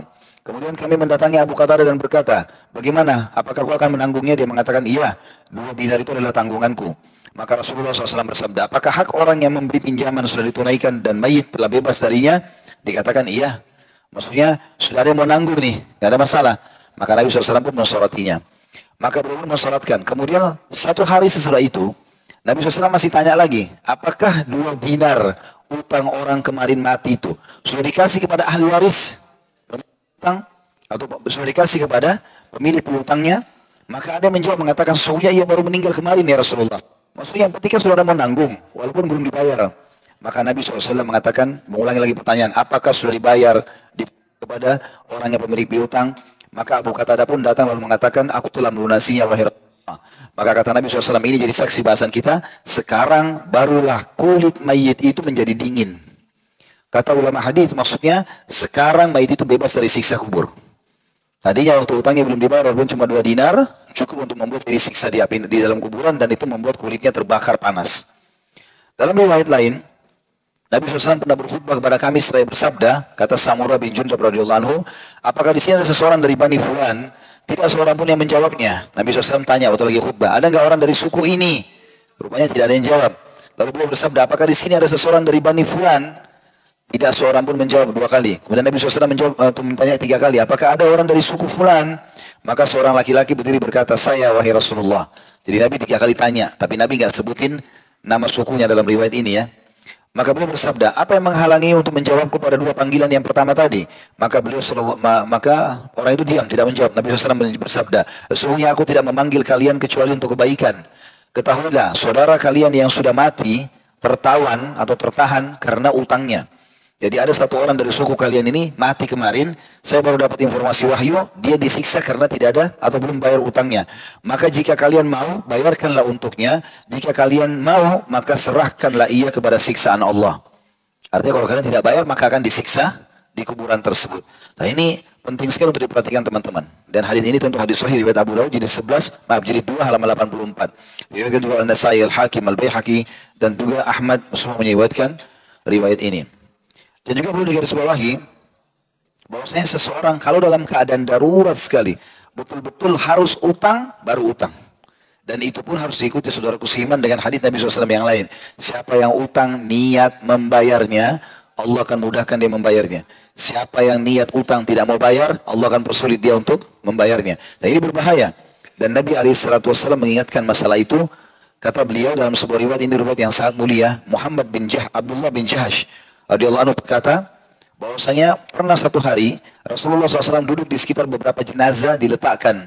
Lalu beliau mengangkat kepalanya ke arah langit sallallahu alaihi wasallam, kemudian menundukkan kembali pandangannya, lalu meletakkan tangannya di keningnya, ya. Saya bersabda, Maha suci Allah, Maha suci Allah, betapa keras ancaman yang diturunkan. Ia menuturkan, maka kami pun bubar dan kami diam. Kami tidak tahu apa yang Nabi SAW maksudkan. Sampai keesokan harinya, maka kami pun berkata, ancaman apa yang telah turun kemarin ya Rasulullah? Maka Nabi SAW mengatakan, tentang hutang. Demi zat yang jiwaku ada di tangannya. Kalau seandainya seseorang gugur di jalan Allah, jihad, kemudian hidup lagi, lalu gugur, kemudian hidup, lalu gugur lagi, sedangkan dia menanggung utang, niscaya tidak akan masuk surga hingga hutangnya dilunasi. Hadis ini diriwayatkan oleh Ahmad, Nasai, Tabarani dan semuanya sanadnya sahih. Artinya, biar dia mati syahid di medan perang, sampai 3 kali mati syahidnya, tetap tidak bisa selamat dari siksa kubur dan tidak bisa masuk surga sampai utangnya dibebaskan. Juga Suhaib Al-Khairi mengatakan radhiyallahu anhu, bahwasanya Rasulullah SAW bersabda, siapa saja yang berutang sedangkan dia niat tidak melunasi utangnya, maka ia akan bertemu dengan Allah sebagai seorang pencuri. Riwayat Ibnu Majah nomor 2410. Oleh itu teman-teman, utang itu darurat sekali dan niat mau membayar. Karena kalau kita niat memang dari awal tidak mau bayar, walaupun utang itu ribawi. Misal contoh sering terjadi di Indonesia, dia pakai kartu kredit. Ada ribanya, kemudian dia sudahlah riba, bunga, nggak usah bayar. Nggak bisa, antum tetap utang. Kenapa dari awal terlibat di situ? Ya udah bayar, selesaikan. Minta kepada Allah agar dimudahkan. Karena tetap dihitung utang. Kenapa dari awal masuk dalam poin itu? Ya. Tetap kita harus selesaikan. Jadi dia pikir nanti tidak apa-apa lah, ditelepon, nanti hanya tidak diangkat, nanti akan ditutup. Nggak bisa, tetap kita punya utang sama mereka. Harus diselesaikan, walaupun kepada orang kafir sekaligus. Dan ini berbahaya. Siapa yang utang, kata Nabi SAW, walaupun kepada non-muslim, sedangkan ia berniat tidak melunasi utangnya, maka dia akan bertemu dengan Allah pada hari kiamat sebagai seorang pencuri. Dan juga dalam hadis dikatakan barang siapa meninggal dunia sedangkan dia menanggung utang 1 dinar atau 1 dirham, sangat kecil, maka akan dibayar dari amal kebaikannya. Di sana tidak ada dinar ataupun dirham. Hadis riwayat Ibnu Majah nomor 2414 dan ini juga disanadkan dengan sanad sahih. Oleh karena itu teman-teman hati-hati dengan utang. Jangan paksakan diri. Nikmati sesuatu dengan tanpa utang. Belum mampu beli rumah, tidak usah paksakan. Belum mampu beli mobil, tidak usah paksakan. Beli yang kita mampu, gitu kan? Kecuali antum jelas-jelas punya akad sama seseorang, misalnya ada orang mampu, kita bilang, tolong bayarkan saya utang ya. Kemudian kita memang tahu ada sumber yang bisa kita bayar. Saya akan bayar misalnya 100 juta ini untuk beli kendaraan ini atau beli rumah ini, saya akan bayar sebulan 10 juta, ada gaji saya, silakan dipotong. Kita tahu sumbernya, niat mau bayar nggak ada masalah. Tapi kalau kita dari awal tidak mau niat bayar, ini berbahaya. Allah akan persulit membayar dan akan menjadi penyebab siksa kubur tentunya. Kemudian selanjutnya, yang ke-11 adalah diratapi. Penyebab siksa diratapi. Apa itu diratapi? Diratapi itu diteriak-teriakin oleh keluarganya. Ya. Sehingga keluarganya itu merasa berlebihan dalam kehilangan dia. Memukul-mukul badannya, merobek-robek kantong bajunya. Ya, menarik, mendoakan kalimat-kalimat yang tidak baik. Itu namanya ratap. Dan sebagian ulama nanti memasukkan kalimat ratap ini kepada hal yang lebih sensitif lagi. Yaitu kalau seseorang sengaja membuat acara di rumahnya pada saat kematian kerabatnya, maka dengan dibuatkan acara untuk mayit ini di rumah, maka itu sudah cukup dengan mengundang orang makan, sudah cukup masuk dalam masalah ratap. Nanti kita akan dengarkan pendapat ulama masalah itu ya. Berdasarkan daripada hadis Nabi SAW, hadis Bukhari nomor 1286, Innal mayyita la yu'adzabu bibukai ahlihi alaihi. Ketahuilah sesungguhnya mayit itu akan disiksa dalam kuburnya dengan sebab tangisan keluarganya kepadanya. Tapi di sini tangisan yang niyaha, yang pukul-pukul badan, yang teriak-teriak. Ya, ada contoh-contoh. Contoh misalnya dia mengatakan, wahai pujaanku, ya, kenapa kamu tinggalkan aku? Kenapa kau yang meninggal? Kenapa bukan aku? Ya, wahai sandaran hidup dan segala macam contoh yang ulama berikan, teriak-teriak, ya, merasa menyesal kenapa orang itu mati. Ini masuk dalam hadis Nabi SAW juga, al-mayyitu yu'adzabu fi qabri bima niha alaihi. Sesungguhnya mayit itu akan disiksa dalam kuburnya dengan sebab ratapan kepadanya. Dan hadis ini hadis Bukhari nomor 1292. Syekh Al-Albani mengatakan, yang menjadi pendapat jumhur ulama yaitu bahwa hadis tersebut ditujukan kepada orang yang berwasiat supaya diratapi atau tidak berwasiat supaya tidak diratapi, padahal dia tahu bahwa orang-orang biasa mengerjakannya. Oleh karena itu Abdullah bin Mubarak rahimahullah berkata, jika si mayit sudah melarang mereka semasa hidupnya, nanti kalau saya mati jangan ratapi ya, kuburan saya jangan sampai dibangun-banguni. Dia kasih wasiat sunnah Nabi SAW. Tapi mereka tetap saja melakukan hal itu kepadanya setelah kematiannya, maka tidak ada dosa sedikit pun baginya. Tidak ada siksaan kubur kepadanya. Dan orang sendiri yang teriak-teriak sambil mukul-mukul badannya ini, dia sendiri melakukan dosa besar. Sebagaimana hadis riwayat Muslim nomor 934, kata Nabi SAW, orang yang meratap jika tidak bertaubat sebelum meninggalnya, maka dia akan dibangkitkan pada hari kiamat dalam keadaan mengenakan pakaian panjang yang terbuat dari ter yang panas dan pakaian dari jarab atau penyakit kudis. Dan hadis ini saya katakan tadi hadis sahih riwayat Imam Muslim. Kita perhatikan sekarang bagaimana gambaran salaf tentang poin ini. Karena ini perlu kita sedikit tambahkan informasi karena banyak sekali orang Indonesia mengadakan ini. Perhatikan apa perkataan sahabat, bukan perkataan orang biasa. Sahabat Nabi namanya Jabir bin Abdullah Al-Bajali radhiyallahu anhu, beliau berkata, "Kunna na'uddul ijtima' ila ahli al-mayyit wa sani'at at-ta'am ba'da dafnihi minan niyaha." Kami para sahabat Nabi menganggap berkumpul-kumpul di rumah ahli mayit dan adanya makanan yang dibuat oleh keluarga mayit setelah penguburannya merupakan bagian dari niyaha atau meratapi mayit itu sendiri. Hadis ini riwayat Ahmad jilid 2 halaman 204, Ibnu Majah nomor 1612. Juga bahwasanya Jarir radhiyallahu anhu, masih sahabat yang sama, pernah bertamu ke rumah Umar. Lalu Umar bertanya, apa mayit kalian diratapi? Ada yang tangis-tangis enggak? Ada yang buat acara-acara makan enggak di kematiannya? Jawab Jarir, tidak. Lalu Umar bertanya lagi, apakah orang-orang berkumpul di keluarga mayit dan membuat makanan? Jawab Jarir, iya. Maka Umar menjawab, yang demikian itu termasuk ratapan. Hadis ini atau riwayat ini disebutkan oleh Ibnu Qudamah di dalam kitab Al-Mughninya jilid 3 halaman 497. Imam Syafi'i rahimahullah berkata, wa akrahul ma'tam wa hiyal jama'ah wa in lam yakun lahunna buka fa inna dhalika yujaddidul huzn wa yukalliful mu'nata ma'a ma madha fihi minal athar atau minal athar. Dan aku membenci al-ma'tam. Ini kata Imam Syafi'i, yaitu al-ma'tam berkumpul-kumpul di rumah keluarga mayit, meskipun di tempat itu tidak ada tangisan. Karena sungguhnya acara kumpul-kumpul itu bisa membangkitkan lagi kesedihan mereka dan membebani keluarga mayit, serta bertentangan dengan athar atau riwayat yang telah berlalu atau berlalu. Maksudnya athar Jarir. Ini dinukil dari kitab beliau kitab Imam Syafi'i di jilid 2 halaman 638. Imam Ahmad bin Hanbal berkata, itu termasuk perbuatan masyarakat jahiliyah. Bisa diambil tentu dari kitab Syarah Bulughul Maram, tepatnya Tawdihul Ahkam, di jilid 3 halaman 271. Juga Imam Nawawi rahimahullah, salah satu ulama mazhab Syafi'iyah, berkata, wa amma islahu ahli al-mayyit ta'aman wa jam'uhum an-nas alayhi falam yunqal fihi syai'un wa huwa bid'atun ghairu mustahabbah. Adapun hidangan yang dibuat keluarga dan berkumpulnya manusia untuk hidangan itu di acara kematiannya, maka hal itu tidaklah dinukil sedikit pun keterangannya atau dalilnya. Tidak disunnahkan, bahkan itu adalah perbuatan bid'ah. Hadis ini disebutkan dalam Majmu' Syarah Al-Muhadzab di buku beliau di jilid 5 halaman 282. Jadi poin ini teman-teman sekalian harusnya diperhatikan baik-baik. Jadi yang kita bisa lakukan pada saat takziah adalah sederhana. Apa yang kita lakukan? Kitanya yang datang membawa makanan. Itu yang disunnahkan sebagaimana hadis Bukhari, bahwasanya pada saat Ja'far bin Abi Thalib radhiyallahu anhu meninggal dunia, maka Nabi SAW memerintahkan agar penduduk Madinah membawakan makanan, menghibur mereka. Itulah namanya takziah. Tapi kalau keluarga mayit yang sedang sedih, yang membuat acara, mereka dalam keadaan sedih, mereka juga tersibukkan dengan itu, maka masuk dalam niyahat tadi yang sudah disebutkan oleh ulama-ulama berhubungan dengan masalah itu. Ya. Oleh karena itu teman-teman, kita harusnya memperhatikan masalah ini. Kita bukan sedang ziarah. Kalau kita sedang ziarah, lagi duduk di rumah orang, kita lagi ziarah, makan, minum, silakan. Tapi kalau takziah, ini adalah meringankan kesedihan si mayit atau keluarga mayit, ya. Kita sabarkan, kita berikan hadiah kepada mereka, lalu kita pulang. Itu yang termasuk sunnah Nabi SAW. Ini tentu untuk menjaga si mayit agar jangan sampai mendapatkan ancaman tadi. Yang ke-12, semua pendapatan haram akan menjadi penyebab siksa kubur, termasuk korupsi, manipulasi, pungli, ya, mencuri dan segala macam hal. Ini dinukil dalam banyak riwayat tentang masalah itu, bahwasanya dia akan menjadi penyebab siksa kubur. Di antara dalilnya berhubungan dengan masalah itu adalah Nabi SAW dikatakan dalam sebuah riwayat oleh Abu Rafi' radhiyallahu anhu, Rasulullah SAW setelah selesai sholat asar, beliau pernah menuju Bani Abdil Ashhal. Ini salah satu suku di Madinah, lalu berbincang-bincang dengan mereka sampai tergelincir matahari mendekati waktu maghrib.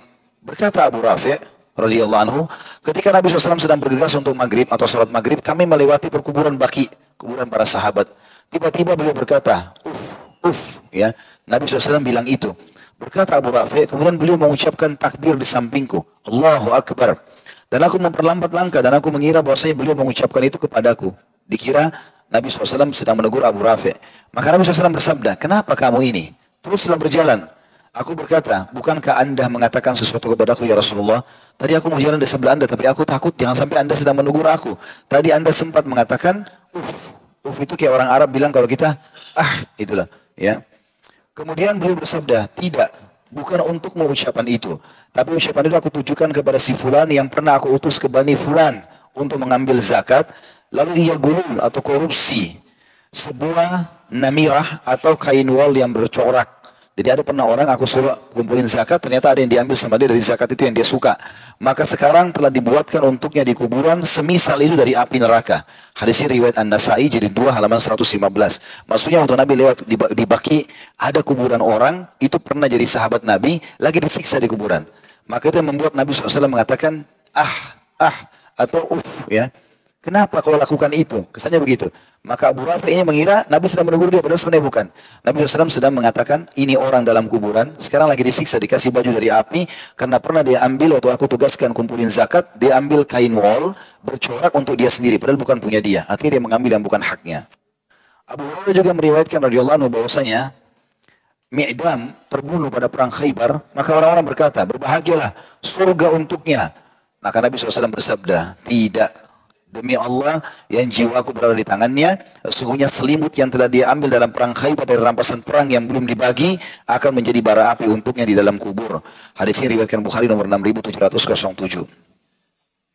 Jadi hadis ini menjelaskan kepada kita di poin nomor 12 ini bahwasanya orang yang mengambil harta-harta haram jelas akan menjadi penyebab siksa kuburnya.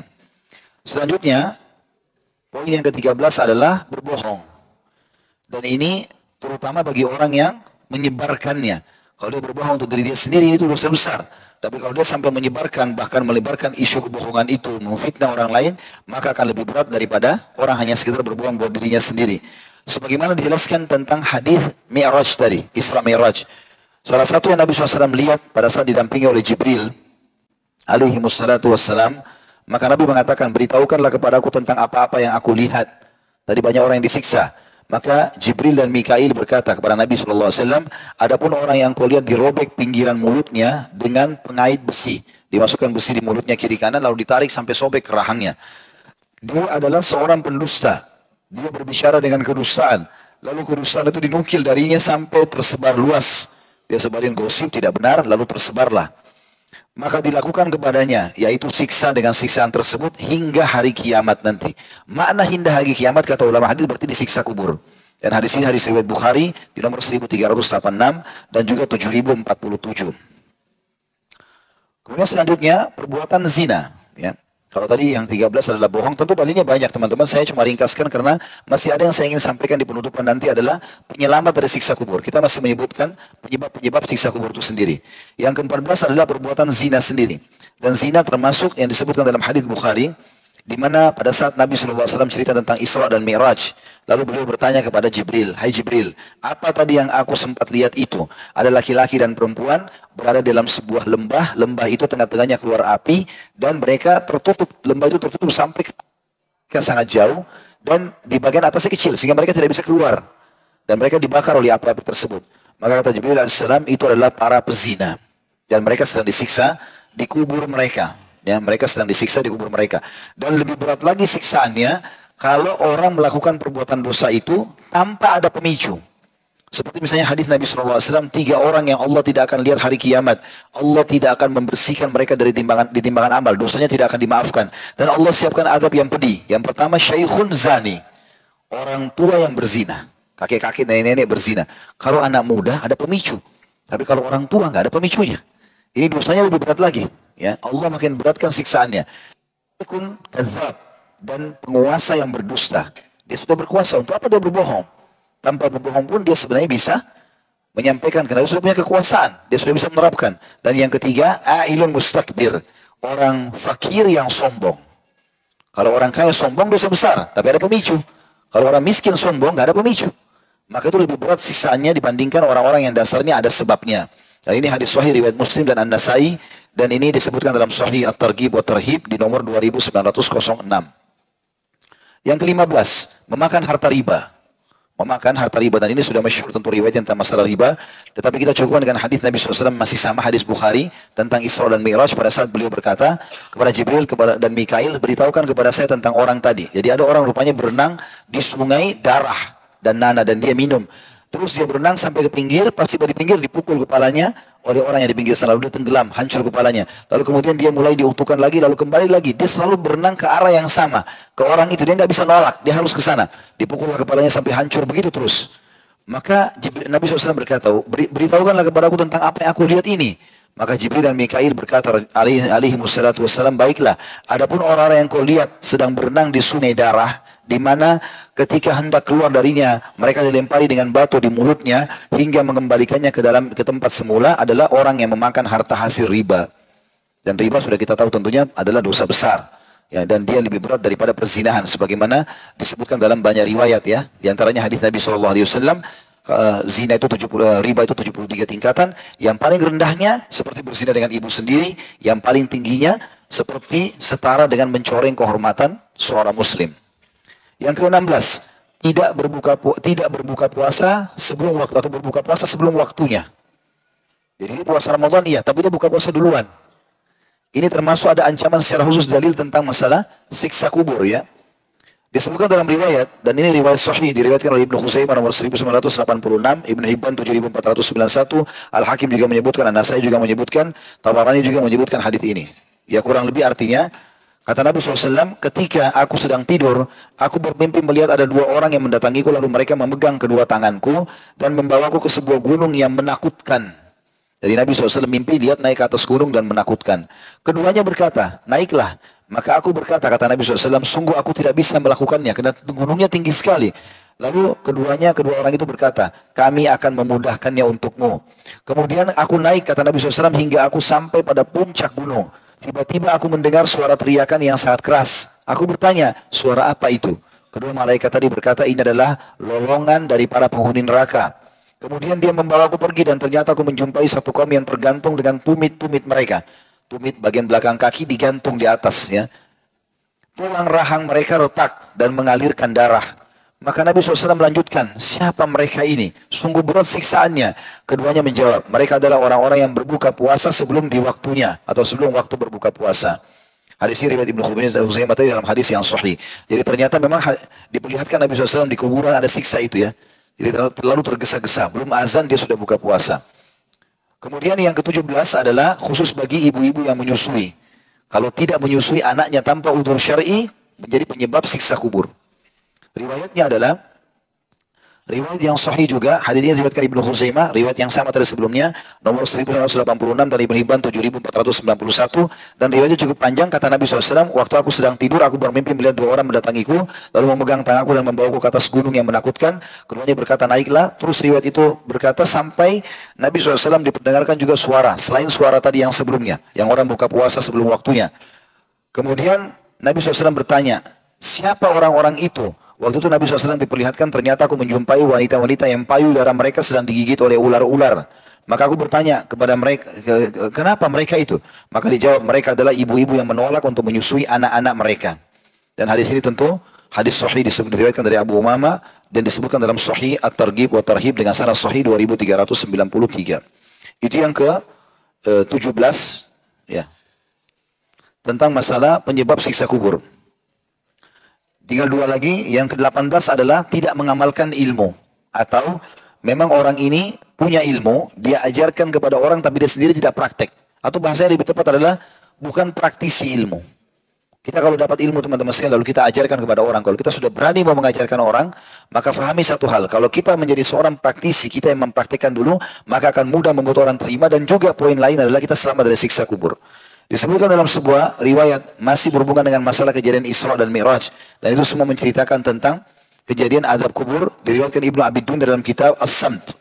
Dan juga Al-Baihaqi di nomornya 2327 dengan sanad yang sahih.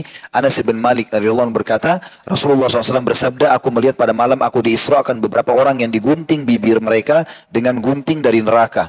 Jadi bibirnya dipotong dengan gunting api neraka. Maka aku bertanya, siapa mereka itu Jibril? Maka dia menjawab, mereka itu adalah para khatib dari umatmu yang menyuruh manusia berbuat baik, sedangkan mereka lupa terhadap diri mereka sendiri, padahal mereka membaca kitabullah. Maka apakah mereka tidak berfikir? Dalam arti kata memang di riwayat ini yang sahih ini menjelaskan, ternyata orang-orang yang mengajarkan orang kebaikan dan dia tidak mengamalkan, maka itu mendapatkan dosa besar dan menjadi penyebab siksa kubur. Dan siksanya berat, karena kedua bibirnya akan digunting pada hari di dalam kuburan, terus diutuhkan lagi sampai menjelang kebangkitan hari kiamat. Dan yang terakhir yang disebutkan dalil-dalil khusus tentang masalah siksa kubur adalah durhaka kepada kedua orang tua. Dan ini beranjak daripada hadits Bukhari bahwasanya siksa yang segera, dosa yang segera disegerakan siksanya di dunia sebelum akhirat adalah durhaka kepada orang tua. Kata ulama hadits yang dimaksud adalah siksa di kubur. Di dunia juga dia akan disiksa, di kubur pun disiksa.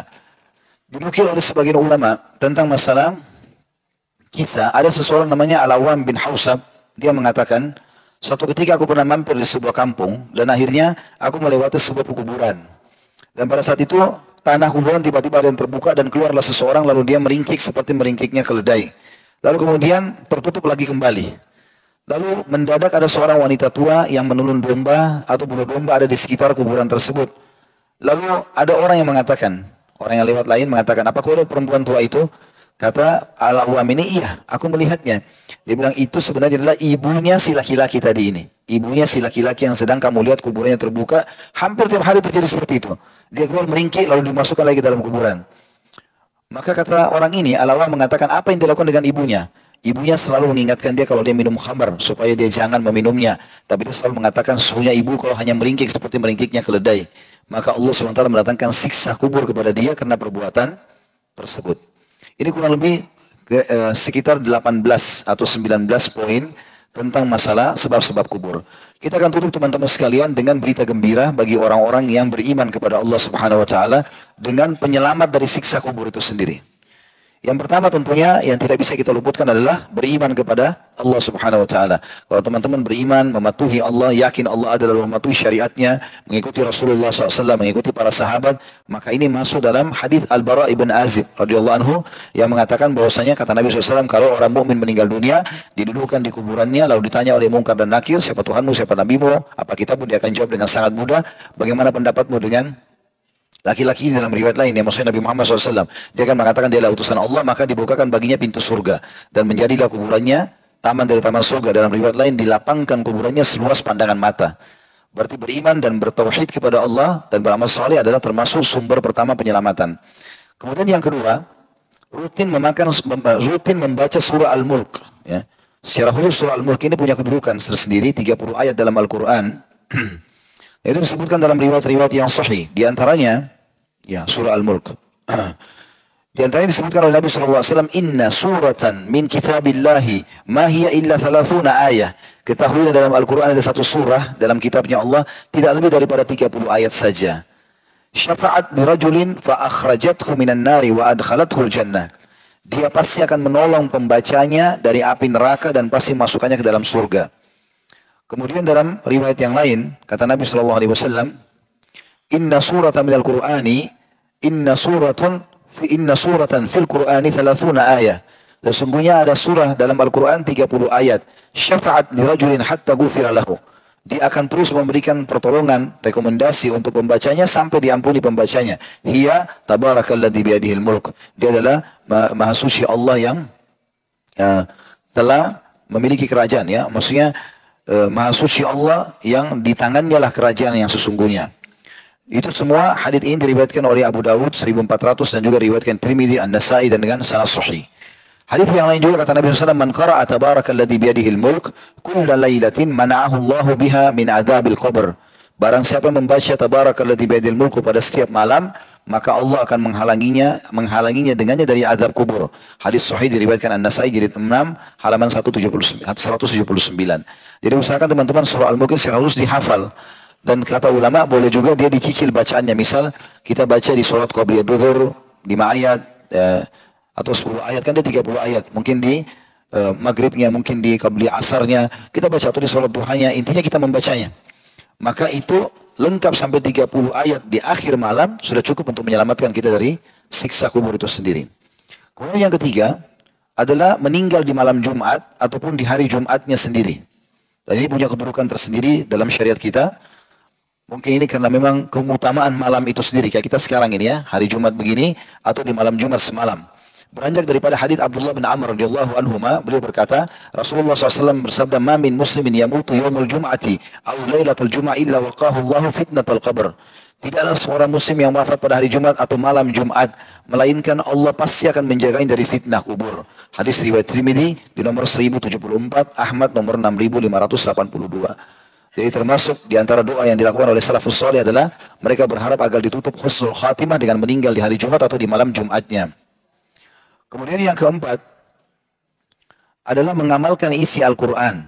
Dan ini mengamalkan isi Al-Quran adalah salah satu penyebab daripada selamat dari siksa kubur. Karena tadi sudah kita jelaskan, salah satu penyebab siksa kubur justru kalau dia tidak mengamalkan isi Al-Quran. Allah berikan tapi dia tolak. Allah berikan tapi dia tidak baca. Maka lawannya berarti dengan mengamalkan isi Al-Quran dia akan selamat dari siksa kubur. Kemudian yang kelima, selalu berdoa dan berlindung dari siksa kubur itu sendiri. Dan Nabi SAW memerintahkan kita agar membaca ini sebelum salam. Ada dua jenis doa yang mirip satu sama yang lain dibaca setelah kita mengucapkan innaka hamidum majid, lalu kita membaca Allahumma inni a'udzubika min adzabil qabr wa azabi jahannam wa fitnatil mahya wa fitnatil masih dajjal. Ada juga yang lainnya Allahumma inni a'udzubika min adzabil qabr wa a'udzubika min fitnatil masih dajjal wa a'udzubika min fitnatil mahya wal mamat, a'udzubika minal ma'thami wal maghram. Dua-duanya mirip, tapi intinya kita berlindung dari siksa kubur itu sendiri. Dan Nabi SAW pernah melewati kuburan, kemudian jenazah sahabat mau dimasukkan, lalu beliau mengatakan, untuk tempat seperti inilah, sambil beliau menangis, tetesan air mata jatuh ke tanah, untuk seperti tempat inilah kalian harusnya berlindung Ya, berlindung kepada Allah dari siksa kubur. Jadi selalu kita minta agar diselamatkan dari siksa kubur. Kemudian yang keenam teman-teman, semua jenis mati syahid. Jadi mati syahid itu banyak sekali. Tidak harus orang mati syahid di medan perang. Sebagaimana akan kita bacakan riwayatnya insyaAllah. Riwayat yang menjelaskan masalah itu, bahwasanya Nabi SAW bersabda, "Ma ta'uduna syahid mi fikum." Apa saja yang kalian anggap sebagai syuhada di antara kalian? Nabi SAW tanya kepada para sahabat. Qalu ya Rasulullah, man qutila fi sabilillah fa huwa syahid. Mereka berkata, ya Rasulullah, orang yang terbunuh di jalan Allah, maka dia syahid. Qala inna syuhada ummati idzan laqalil. Kalau seperti yang kalian bilang, berarti syuhada umatku sedikit. Karena siapa saja mati di medan perang, jumlahnya sedikit. Kemudian beliau mengatakan, qalu faman hum ya Rasulullah. Kalau begitu siapa saja yang mati syahid lagi ya Rasulullah. Mulailah Nabi SAW hitung.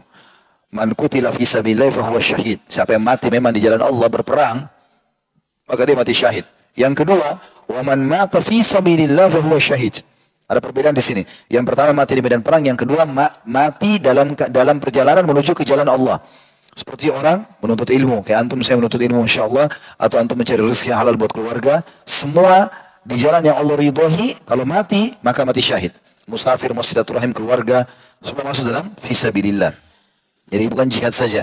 Yang ketiga, wa man mata fit ta'uni fa huwa syahid.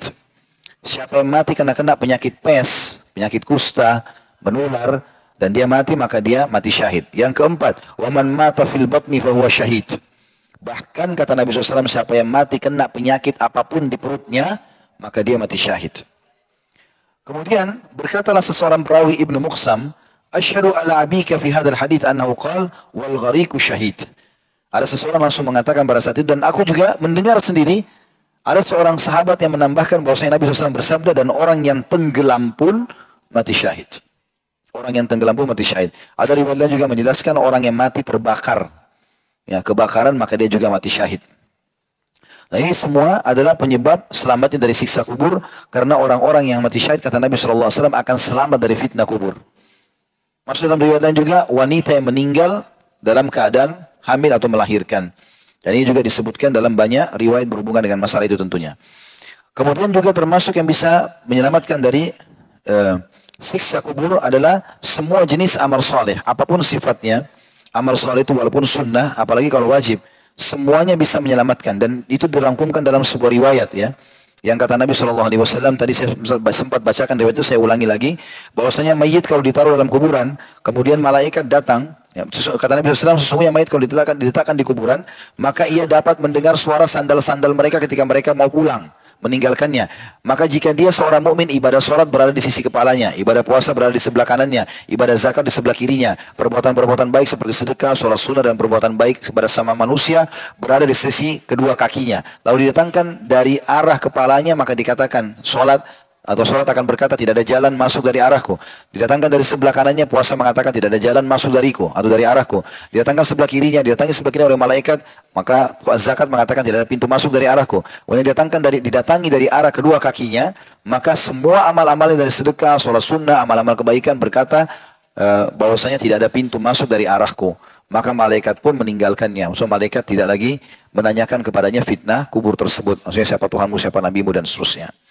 Kemudian yang kedelapan teman-teman sekalian, bila jenazah itu disolati 40 sampai 100 orang. Makin banyak orang yang solati dia, maka makin bisa selamat dari siksa kubur. Itu cukup banyak riwayat berhubungan dengan masalah itu. Di antaranya adalah hadis Nabi SAW. Beliau mengatakan, tidaklah atau ma min mayyitin yusalla alaihi ummatun minal muslimina yabluguna mi'atan kulluhum yashfa'una lahu illa syuffi'a fihi. Tidaklah seorang mayit yang disolatkan oleh sekelompok kaum muslimin yang jumlahnya mencapai 100 orang, kecuali dan masing-masing dari mereka meminta pertolongan kepada Allah agar mayit ditolong, kecuali syafaat mereka akan diterima. Dan hadis ini diriwayatkan Imam Muslim nomor 947. Juga dalam riwayat lain, riwayat At-Tabarani juga dengan sanad sahih, kata Nabi SAW, "Ma min rajulin yusalla alaihi mi'atan illa ghufira lahu." Tidak ada satu orang pun yang disolati mayit 100 orang, kecuali akan diampuni dosa-dosanya. Itu riwayat tentang 100. Kalau riwayat tentang 40 adalah dikatakan bahwasanya dari hadis Quraib radhiyallahu anhu bahwa anak Abdullah bin Abbas meninggal di Qudait atau di Usfan, di sebuah wilayah. Ibnu Abbas selalu berkata, "Wahai Quraib, lihatlah berapa banyak orang yang berkumpul untuk mensolatinya." Jadi kebetulan dia punya anak meninggal sebelum dia. Ayahnya Abdullah bin Abbas ini tanya kepada muridnya, "Siapa banyak enggak orang yang mau solati anak saya?" Quraisy berkata, lalu aku keluar, ternyata banyak orang yang sudah berkumpul. Kemudian aku memberitahukan hal itu kepadanya. Ibnu Abbas radhiyallahu anhu berkata, engkau berkata, berapa jumlah mereka? Apakah jumlah mereka mencapai 40? Quraisy berkata, iya. Perhitunganku mencapai 40. Ibnu Abbas berkata, radhiyallahu anhu, keluarkanlah mayit tersebut. Artinya biarkan disolati oleh mereka. Karena aku pernah mendengarkan Rasulullah SAW bersabda, tidaklah seorang muslim meninggal dunia lalu jenazahnya disolati oleh 40 yang tidak mempersekutukan Allah sedikit pun, melainkan Allah pasti akan menerima syafaat atau doa untuk mereka. Hadis ini sahih riwayat Muslim nomor 948. Kemudian teman-teman sekalian, yang terakhir adalah saksi orang yang baik. Ini juga termasuk akan memberikan keselamatan dari siksa kubur, ya. Maksudnya saksi orang yang baik adalah bagaimana orang-orang mukmin yang ada di situ memberikan kesaksian. Kalau orang ini adalah orang-orang baik, ya. Seperti misalnya ada pernah jenazah dibawa oleh sahabat lewat di hadapan Nabi SAW. Abu Hurairah meriwayatkan masa itu mereka melewati Rasulullah SAW dengan membawa seorang jenazah. Lalu mereka memuji kebaikannya. Jadi bukan disolati, ya, tapi sudah mau diantar ke kuburan. Lalu ada orang-orang yang mengatakan, sungguh orang ini orang baik waktu dia masih hidup. Maka Nabi SAW berkata, terjadilah itu, wajibat. Maka kemudian mereka melewati juga Nabi SAW dengan membawa jenazah yang lain. Lalu sebagian orang menyebutkan keburukannya, orang ini tidak baik, orang ini begini dan begitu. Maka Nabi SAW mengatakan, wajibat, telah terjadi seperti yang kalian ucapkan. Lalu beliau bersabda, sungguhnya sebagian kalian adalah saksi dari sebagian lainnya di muka bumi ini. Juga dalam riwayat lain, kata Nabi SAW, tidaklah seorang muslim meninggal, lalu dipersaksikan oleh 4 orang penghuni rumahnya, dari keluarganya. Juga dari tetangga terdekatnya, bahwa mereka tidak pernah mengetahui dari si mayit kecuali yang baik, melainkan Allah pasti berfirman, aku terima pengetahuan atau persaksian kalian tentangnya, dan aku ampuni untuknya apa yang kalian tidak tahu. Hadis ini diriwayatkan Abu Ya'la dan Ibnu Hibban, dan hadis ini dari Anas dan disebutkan dalam Sahih Targhib Tarhib di nomor 3515. Artinya 4 orang saja berikan kesaksian sudah cukup untuk dimaafkan orang tersebut agar dia berikan kesaksian. Begitu juga dalam riwayat yang lain, bahwasanya ada seseorang yang bernama Abul Aswad. Orang ini pernah ketemu dengan Umar bin Khattab. Dia mengatakan, aku mendatangi kota Madinah dan ternyata di sana tengah terjangkit suatu penyakit dan mereka mati serentak. Tepatnya penyakit taun, ya, penyakit pes. Karena Nabi SAW pernah bilang, tidak akan terjadi kiamat sampai keluar 6 tanda-tandanya. Nah, ini salah satu tanda-tanda. Di antaranya adalah lahirnya aku, diutusnya aku jadi Nabi, meninggalnya aku. Kemudian bebasnya Palestina, kemudian tersebarnya penyakit pes di tengah-tengah umatku. Dari itu ternyata terjadi di zaman Umar bin Khattab. Lalu anhu tersebar penyakit ini dan banyak orang yang meninggal. Kemudian aku duduk dekat Umar bin Khattab. Lalu ada jenazah yang dibawa melewati mereka. Maka mereka memuji kebaikan si mayit. Maka Umar lalu berkata seperti Nabi bilang, wajibat, pasti seperti yang kalian ucapkan. Kemudian ada jenazah lain yang dibawa melewati mereka. Lalu mereka mengatakan kebaikan si mayit. Kata Umar, wajibat, seperti yang kalian ucapkan. Kemudian jenazah yang ketiga dibawa melewati mereka. Dan mereka menyebut-nyebut keburukannya. Lalu Umar pun mengatakan dengan perkataan yang sama, wajibat. Abul Aswad, seorang tabi'in ini berkata, aku bertanya, apa yang pasti, apa yang wajibat tadi yang betul akan terjadi? Wahai Amirul Mukminin, Umar berkata, aku berkata sebagaimana pernah diucapkan Nabi SAW, Muslim mana saja yang mendapatkan persaksian dari 4 orang bahwa dia adalah orang baik, maka Allah pun akan memasukkannya ke dalam surga. Lalu kami bertanya, kalau 3 saksi bagaimana? Rasulullah SAW mengatakan juga kalau 3. Lalu kami bertanya lagi, kata Umar, bagaimana kalau 2? Maka Nabi SAW mengatakan 2 juga. Kata Umar, kemudian kami tidak bertanya lagi kepada Nabi SAW tentang 1 orang. Hadis ini sahih riwayat Bukhari, An-Nasai, Tirmidzi, Baihaqi dan juga Ahmad, dan ini tentunya hadisnya hadis sahih. Dan ini menandakan teman-teman sekalian bahwasanya kesaksian banyaknya kenalan kita orang-orang baik selama hidup dan akhirnya mereka kena dekat dengan Allah, mereka berikan kesaksian juga kepada kita. Dia tahu kita adalah, walaupun orang pernah buat dosa sekarang sudah taubat, atau kita pernah beribadah dan dia tahu, maka dia berikan kesaksian ini sudah diterima oleh Allah Subhanahu wa taala. Allahu a'lam. Jadi bahasan kita insyaallah tentang masalah penyebab siksa kubur tadi sudah kita sebutkan kurang lebih ada 19 poin, dan juga tentang penyelamat dari siksa kubur sendiri ada 9 poin yang sudah saya susun. Allahu alam kalau masih ada yang lain tentunya, tapi kita berdoa kepada Allah Subhanahu wa taala semoga sisa umur kita ini Allah berkahi dan Allah Subhanahu wa taala lebih mudahkan kita dalam ketaatannya dan meninggalkan kemaksiatan, sehingga nanti tentu pada saat masuk ke dalam kubur kita sudah meninggalkan keluarga, kerabat kita, maka kita pun dalam keadaan ditemani oleh amal saleh sebagaimana sabda Nabi sallallahu alaihi wasallam, kalau orang itu meninggal dunia orang beriman, maka akan terwujudkan amal solehnya dalam bentuk laki-laki yang tampan dan bercahaya. Dan saking bersih dan tampannya, sampai dia mengatakan, siapa kamu ini, wajahmu mendatangkan kebaikan. Dia mengatakan, aku adalah amal solehmu yang akan selalu menemanimu. Semoga kita termasuk ini insyaAllah. Dan jangan sampai kita menjadi orang-orang yang sebaliknya. Yang kata Nabi SAW, kalau dia orang kafir, orang munafik, orang fasik, maka akan datang orang di sebelahnya menakutkan, bau badannya tidak sedap, dan dia takut orang ini sampai mengatakan, siapa kamu ini, sungguh wajahmu mendatangkan keburukan. Dia mengatakan, kalau aku adalah amal buruk yang akan menemani kau sampai hari kiamat. Maka kita harusnya menjaga semua ini karena waktu kita sangat terbatas. Kita teman-teman kalau meninggal dunia, ini kalimat menurut saya sebelum pertanyaan, kita kalau meninggal dunia, maka hari itu juga seakan-akan kisah kita sudah habis. Contoh misal, ada orang terkenal, punya jabatan, lalu dia meninggal hari itu. Maka sudah habis semua dari dia. Apapun yang dia tinggalkan dari mobil, dari rumah, dari pekerjaan, dari harta, dari keturunan, dari pasangan hidup, udah selesai semua. Nggak bisa buat apa-apa. Nggak bisa lagi diapa-apakan. Mau didatangkan pun tidak mungkin. Maka seperti sudah habis kisah dia pada saat itu. Orang akan mengenang dia sehari, 2 hari, 3 hari. Habis itu orang akan melupakan dia. Beberapa saat nanti mungkin setahun sekali baru diingat. Sekarang teman-teman jujur di sini. Di antara kita yang orang tua yang sudah meninggal. Berapa kali kita ziarah kubur beliau? Berapa kali kita doakan mereka? Di antara kakek-kakek dan paman kita. Atau tante-tante kita. Siapa yang di antara kita sudah melakukan perbuatan baik untuk orang-orang mayit? Artinya gini. Kita lebih baik beramal buat diri kita sendiri, kita persiapkan sebelum meninggal, agar itu akan berjalan sendiri dibandingkan kita berharap orang lain akan mengerjakan buat kita nantinya. Allahu a'lam. Baik, kita berdoa kepada Allah SWT dengan menghadirkan hati dan pikiran kita. Semoga majelis kita diberkahi olehnya dan dijadikan sebagai tambahan amal kita pada hari kiamat. Semoga seluruh amal yang pernah kita kerjakan, yang sedang kita kerjakan, yang akan kita kerjakan sampai menjelang ajal datang diterima dengan pahala yang sempurna.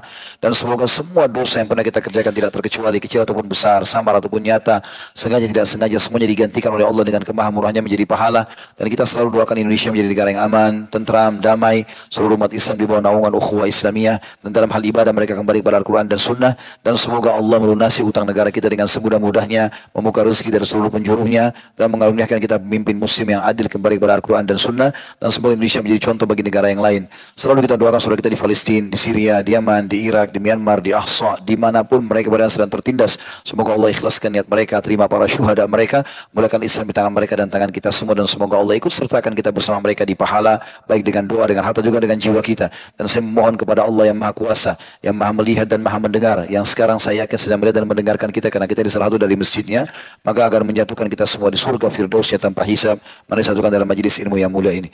Wassalamualaikum warahmatullahi wabarakatuh. Kalau benar pasti dari Allah, kalau salah dari saya mohon dimaafkan. Subhanakallahumma bihamdika asyhadu an la ilaha illa anta astaghfiruka wa atubu ilaik. Wassalamualaikum warahmatullahi wabarakatuh.